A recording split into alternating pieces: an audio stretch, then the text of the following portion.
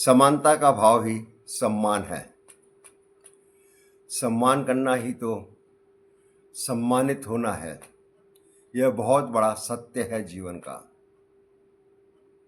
हर कोई प्रशंसा चाहता है, सम्मान चाहता है, बदले में आलोचना के कंटक बिखेरता है या खीस काटने को स्वयं ही अपनी यश गाथा फैलाता रहता है। व्यक्ति अच्छे कार्य का श्रेय स्वयं लेना चाहता है, अपयश किसी दूसरे की ओर मोड़ देता है। इसे पलायनवाद नहीं कहेंगे। ऐसे व्यक्ति जीवन में वास्तविकता से करोड़ों कोसों दूर रहते हैं। जीवन की पहली आवश्यकता है स्वयं का सम्मान। आप मनुष्य जीवन भर में आए हुए और इसके सम्मान यह भी समझना पड़ेगा कि क्या कोई केवल अभिमान के कारण हम दूसरों का सम्मान नहीं करते या अपने कार्यों के कारण जो आवरण हमने अपने आत्मा में डाले हैं वे हमारी दृष्टि को धुंधली किए हुए हैं। हम जिसका अपमान करते हैं उस पर क्या बीती होगी? क्या वास्तव में उसका अपमान तो हो जाता है? कहीं यह हमारे स्वयं का ही तो अपमान तो नहीं हो रहा? सबसे पहले हमारे कटाक्ष की भावना हमारी भावना में पैदा होती है। हमारे शब्द हमारी स्मृति में पहले ठहरते हैं। सबसे पहले हम स्वयं को ही तो दूषित करते हैं। आवरण चढ़ाए जा रहे हैं अपने पर।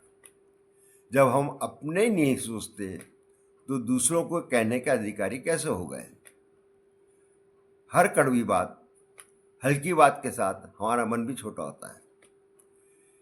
उसे फिर से ठीक करने के लिए प्रायश्चित करने की आवश्यकता है। बिना प्रायश्चित के बड़ों से बड़े ज्ञानी का भी मन छोटा हो जाता है।